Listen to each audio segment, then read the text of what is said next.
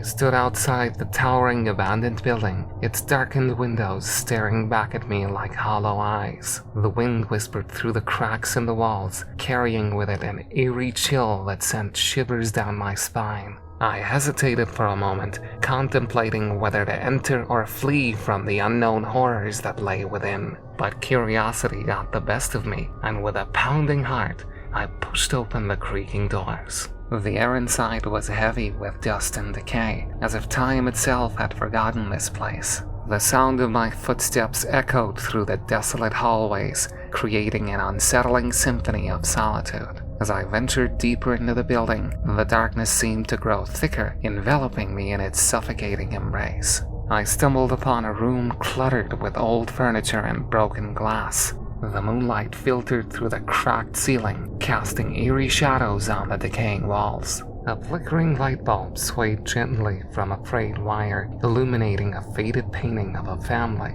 Their eyes followed me wherever I went, their expressions twisted into haunting smiles. Feeling a sudden urge to escape their gaze, I continued my exploration, only to find myself in a narrow corridor lined with rusted metal doors. Each door appeared to have been sealed shut with chains and padlocks, as if whatever lay behind them was too dangerous to be set free.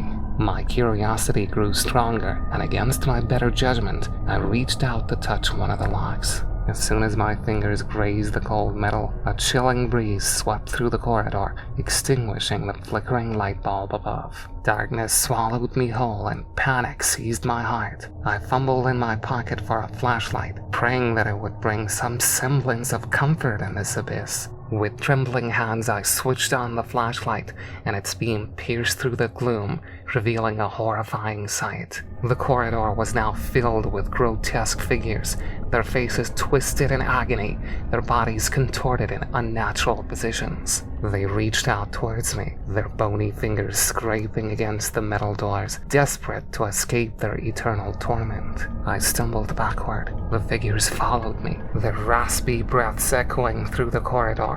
I ran, my footsteps echoing through the abandoned building as I desperately sought an exit. But no matter how fast I ran, the building seemed to stretch indefinitely, trapping me within its nightmarish maze. As I turned a corner, I found myself face to face with a towering staircase that seemed to lead to nowhere. The steps were cracked and worn, each one groaning under the weight of my fear. With no other option, I climbed, my breath becoming labored with each step. At the top of the staircase, I found myself in a dimly lit room. The walls were covered in faded wallpaper, peeling at the edges, revealing glimpses of the horrors that lurked beneath. A single wooden chair sat in the center of the room, its presence both inviting and ominous. Unable to resist its silent call, I approached the chair curiously. As I took a seat, a haunting melody filled the room, emanating from an old gramophone in the corner. The music was melancholic, and yet strangely beautiful, as if it held the secrets of this forsaken place.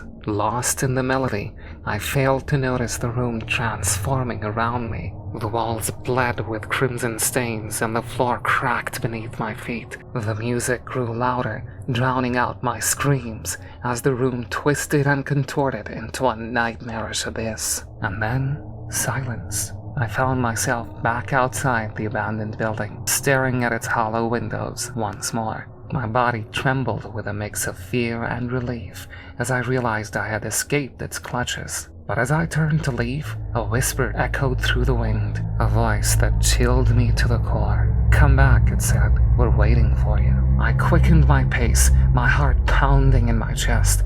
The abandoned building remained a haunting memory, forever etched in my mind. And though I vowed never to return, a part of me knew that its dark secrets would forever haunt my dreams.